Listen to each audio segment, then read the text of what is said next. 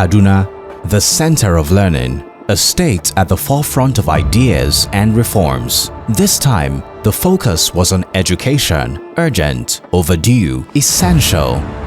This was the KADA EDUPACT International Summit 2025.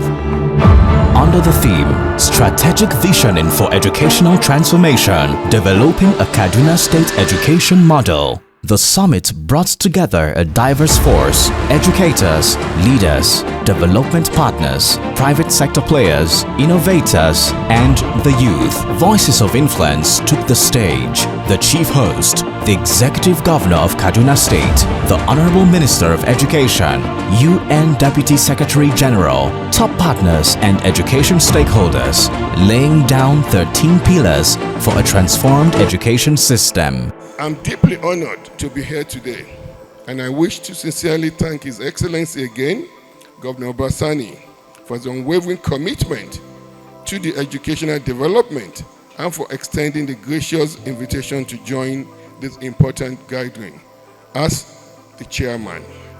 The KADA EDUPACT Summit comes at a pivotal moment, one where our country and indeed the global community must decide how boldly we're willing to invest in the next generation. This summit provides a platform for charting a clear, bold, and inclusive course for educational transformation, not just for Kaduna State, but as a model for other subnational governments across our country.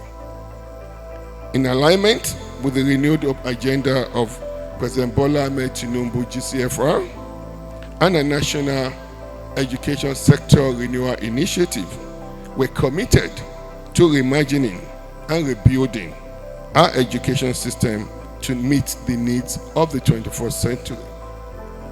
Together, let us make education the engine of peace, prosperity, and progress in Nigeria and across Africa. This summit marks a significant milestone in our ongoing quest to build a stronger, more inclusive, and future-ready education system in Kaduna State. That education will be the cornerstone of administration. We see it not merely as a sector to be managed, but as a powerful tool for individual empowerment and societal transformation. We believe a peaceful, prosperous, and secure society is built on a solid foundation of accessible, equitable, and high-quality education. Informed by this belief, we adopted a comprehensive systems-based approach to reform. We have focused on improving access, modernizing infrastructure, enhancing teacher capacity, and embracing the power of technology to deliver impactful learning experiences to every child in every community in Kaduna State. Distinguished guests, ladies and gentlemen, let us convert opportunity into enduring outcomes. Let us build an education system that is inclusive, technology-driven, and resilient, one that reflects the best of our people and their potential. It is a pleasure to join you for the KADA EDUPACT International Summit, and I thank Governor Obasani for his leadership and for convening this important gathering. This summit comes at a critical moment. Just last week, world leaders came together at the 4th International Conference on Financing for Development in Spain to chart a path towards more sustainable, inclusive investments in people and planet. At the center of that conversation, where it must be, was education. And it builds on the momentum generated by the Transforming Education Summit held at the United Nations in 2022. There, world leaders committed to reimagining education systems to make them more inclusive, relevant, and resilient. Kaduna is now helping turn that global promise into local progress by reducing barriers, expanding access, and expanding opportunities for quality education. By lowering barriers, reaching more learners, and expanding opportunities for quality education, you are prioritizing what matters most. These pillars will enable holistic reforms, digitally enabled classrooms, empowered teachers, learners with 21st century skills, robust data systems, and real community ownership, not theory, but a call to action. What we need are fairly simple technologies that will enhance our learning outcomes. IT is wonderful. It affects all aspects of education, the teaching and learning, the training of teachers, the assessment, the safe environments, and so on. And one of the most powerful tools that we have, which fortunately so many of us have, are our smartphones. So I think this is where our EdTech should start. Let us see the type of software that exists on these smartphones, so that together with a few other things like tablets that we can give to our children, by the time we combine these, we'll be able to get good learning and teaching experience. At UBEC, we have undertaken critical reforms to strengthen the basic education sector, to improve our efficiency, transparency, and accountability. We have revised our 20-year-old action plan template for the accessing of UBE matching grant to align with the local realities, the state priorities, and national priorities. In breakout sessions, the issues came alive. For the girl child, protection and dignity. For teachers, structure, training, support. For students, safety, inclusion, and improved learning outcomes. For the Almajiri, hope and integration. Today, the number of Almajiris on our streets and in our Almajiri school is by far more than the number of the students in our public schools. This is because some people are saying that this curriculum we are offering, the subject we are giving them, is not in concordance with their educational yearnings and aspirations. And therefore, for us to be able to win their confidence, we have to make this curriculum to also answer their educational aspirations. Amma alhamdulillah a yanzu an gano cewa almajiri shi ma mutum ne. Technical and vocational education and training, TVET, was in focus. 440 billion naira in proposed investment, vocational hubs, real-world skills, and a link to Nigeria's evolving labor market. The first thing that we need to put into perspective is, do we know what the labor market's demands are? That's the first question we need to ask ourselves. And when you go around the world, they have agencies that give monthly reports of how the skills gaps are across various industries. Going to school in 21st century is not all about cognitive reasoning or cognitive learning, but you must enrich the three educational domains: the cognitive, the affective, and psychomotor domains of learning. So, what are Nigeria's latent potentials? Human capital, basically, you're talking about not only knowledge, but also abilities and skills, as well as education and training, experience, creativity, wisdom, as well as judgment. The overview of the evolving landscape is that of rapid advancements in technology and industry. This goal is clear: quality, inclusive education for every child, regardless of background or location. When we bring inclusion and formal recognition together, ensuring that learning happening in diverse space is counted and recognized by government through school mapping and affiliation, this in itself becomes integration.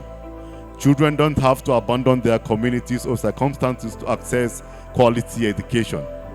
So I share these ideas not as fully formed solutions, but as starting points for our collective thinking. Now the goal is to acknowledge and potentially formalize the value educational work already happening in our communities while maintaining the quality and progression pathways that every child deserves. We are talking about equality, we are talking about inclusion, particularly for girls and children with disability. I was very happy to hear the governor speak today about how they are focusing on girls and how they are also focusing on out-of-school children. When we say knowledge generation, it means making knowledge, acquiring knowledge in order to develop one's skills. Why? Knowledge dissemination means that making knowledge available to those who need those knowledge. And last one is knowledge application. That is solving societal problem by application of knowledge. At the higher education level, ABU Zaria showcased digital leadership, smart classrooms, cloud research, and a vision for modern education in Africa. We must transit from the traditional system to the digital system to be able to cope with the needs and the demands of the present generation of students.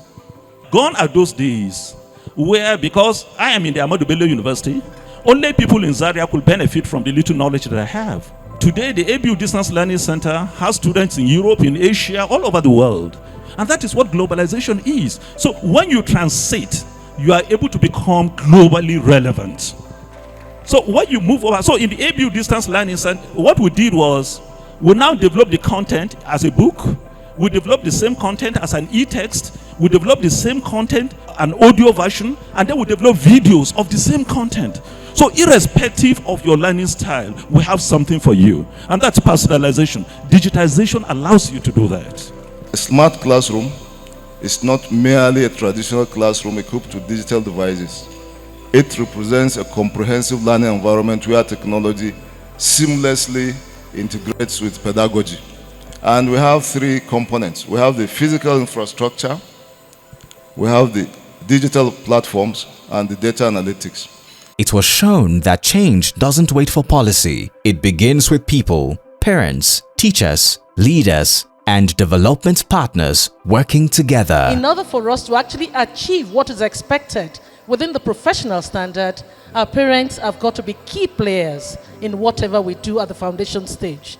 Whatever we're doing in school, we've got to also share it with our parents at home, so that whatever the children are learning in school, they also have a bit of it being learnt at home as well, because education never finishes in the classroom. So at all times, every stakeholder must be ready. How do we talk to them? What support do we give to them at home?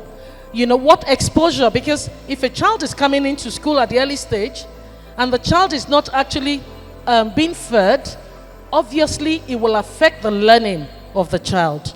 So on the professional standard, there are key areas that we're looking at.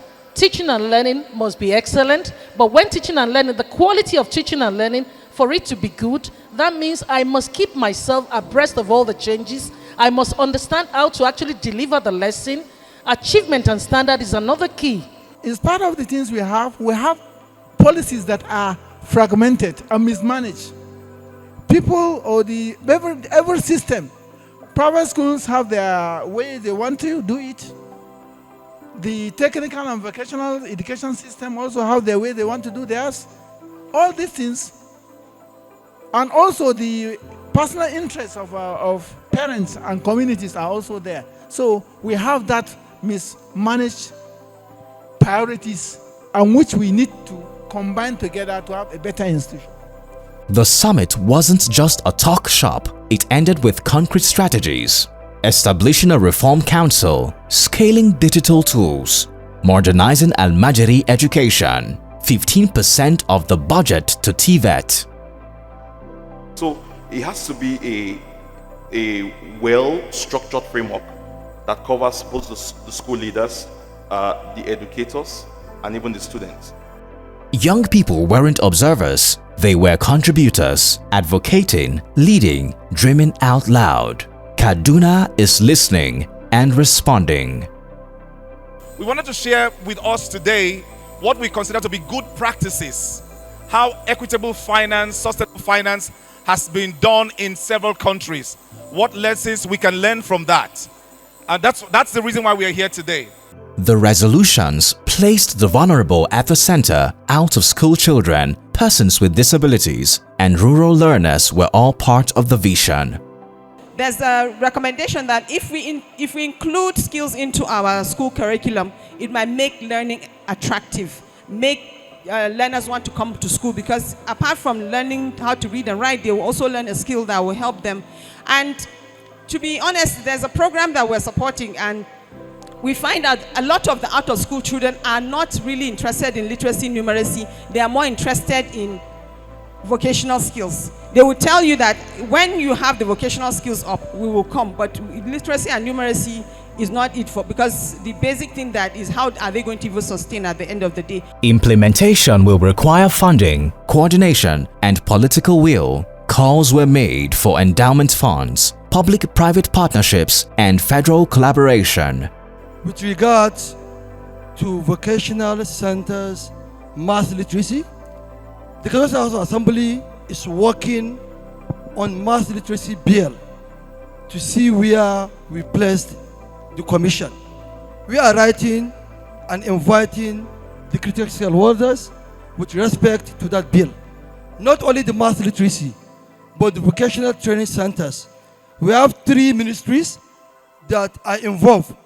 We have the Local Government and Chieftaincy Affairs, we have the Ministry of Business Innovative, and the Ministry of Education. We are calling for memos from these ministries to see where to place the vocational training centers and the mass literacy. We are working on it, and very soon you will hear from us.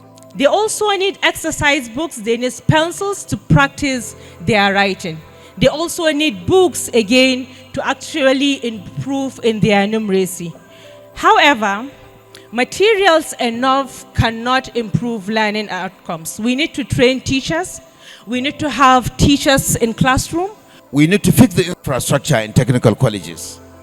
Number 2, we need to review the occupational standards and curricula of TVET institutions. MBTE, of course, is trying its best, but unfortunately our funding, as you know, is very poor. Then we have to do instructor development. At the moment, for skills training, you need what they call quality assurance assessors. In the year 2021, when I came into MBTE, we had only 1,420 quality assurance assessors. A safe school is a learning school. The summit called for dedicated budgets for school security, mental health, and students' welfare.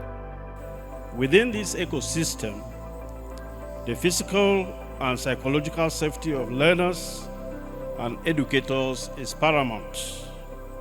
Without secure spaces, free from violence, bullying, and other threats, both online and offline, even the most innovative educational technologies tools will struggle to deliver their intended impact. And furthermore, as we embrace technology, new considerations for safety emerge, including data privacy, cybersecurity, and the responsible use of digital tools. From pilot programs to stage-wide coverage, Kaduna is transitioning from experiments to systematic change. A lot of time when we're talking of challenges, we forget about the administrators of the educators. When we're talking of challenges, we don't look at them, and that's a starting problem. Let me just advocate that. It should be advocated that any appointments to permanent secretaries in Ministry of Education and agencies should be seasoned educationists. Collaboration was key. Partners like UNICEF, British Council, and FCDO pledged continued support, unified under a single education vision. Really a great honour to be here in Kaduna for the first time, a city of profound historical significance as a former capital of northern Nigeria and a long-standing centre of political, cultural and educational leadership. Today, Kaduna, the centre of learning, continues to lead with vision and resolve, particularly in the education sector. This summit today is not just a summit, it is a call to action, a call for a pact among all stakeholders, government, civil society, international partners, educators and communities, anchored in mutual accountability. Development must be done with people, not to them. Every commitment must be matched by delivery, measurement and improvement. And at the heart of this approach are the children. They are not just the recipients of education, they are its purpose. Every education policy and investment must answer one question: is this helping a child learn, grow, and thrive? The curriculum, teaching and learning materials, textbooks, workbooks, and teacher handbooks are an important part of the picture. Quality assurance, monitoring teachers and learning, providing support to schools is in the picture. Another part of the picture is school leadership. School principals, who are the captains of the ships, is a very important part of the picture. System leadership is key, and the puzzle will have pictures of the governors, the Honourable Minister, Commissioners of Education, SUBEP chairs, all who provide inspiration, governance and leadership for the system. Other parts of the picture include climate resilient schools, infrastructure, schools with clean water and functioning toilets.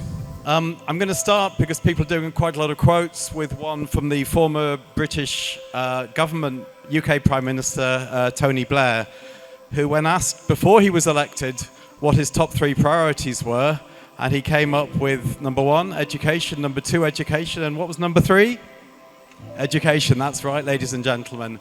And obviously, he's a cheerleader for education, and so am I. It's been a pleasure to work in Kaduna State. I first came here 18 years ago and really have worked on quite a number of the British government programs that partner with Kaduna State, because I think that journey to education transformation that our last speaker, Vanessa from UNICEF, has highlighted is just so important.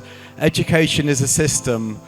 We can make many metaphors and analogies, the parts of an engine, the cogs going round, but if something goes wrong, then it starts to ground to a halt. Kaduna is rightly called the centre of learning. We see it on the car number plates, the state motto. And really there's a number of excellent institutions in this state. I'm really impressed by the work that I've seen and have had the pleasure to support at SUBEB, at the State Ministry of Education. Kaduna Statistical Bureau has done some remarkable work. When you see their stats on learning poverty, on the outer school children's surveys, their use of the remote sensing and the latest statistical techniques, this really is incredible.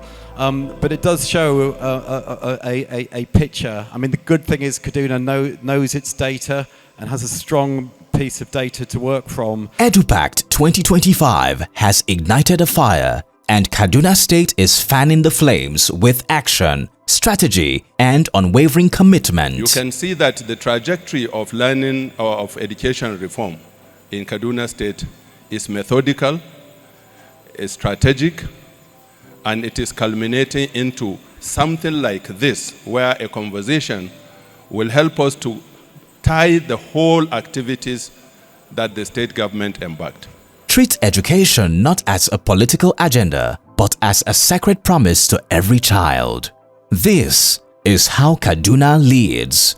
This is EduPact. On summit resolutions and recommendations, the first is on policy and governance reform, where 3 points came. Number 1, establish Kaduna State Education Reform Council. Number 2, harmonize roles across SUBEP, TSB, MOE, and stakeholders. And the third there is to review obsolete policies. The next one is learning outcomes, teacher development, and welfare. And there are 4 points propped up. The first is to scale digital training platforms and deploy teacher code of conduct statewide. The second is put in place strong mentoring and monitoring platforms for teachers. The next is to recruit more teachers to reduce class sizes, especially in the rural areas. And the last there is to conduct skill gap assessment of teachers. The third point under these resolutions and recommendations is on digital learning and infrastructure. Two major points came. The first one is expand smart classrooms, integrate artificial intelligence, explore alternative power sources such as solar, wind, biomass, biofuels, and modular nuclear reactors to boost connectivity and partner with major telecom providers for rural coverage. The second point there is to build capacity of educators in modern technology and launch Kaduna Research Cloud for higher educational institutions collaboration. On community ownership, 2 points also came out. The first is to strengthen SBMCs, PTA, Mothers Association for Improved Advocacy, and the second is to scale grassroots campaigns and school accountability systems.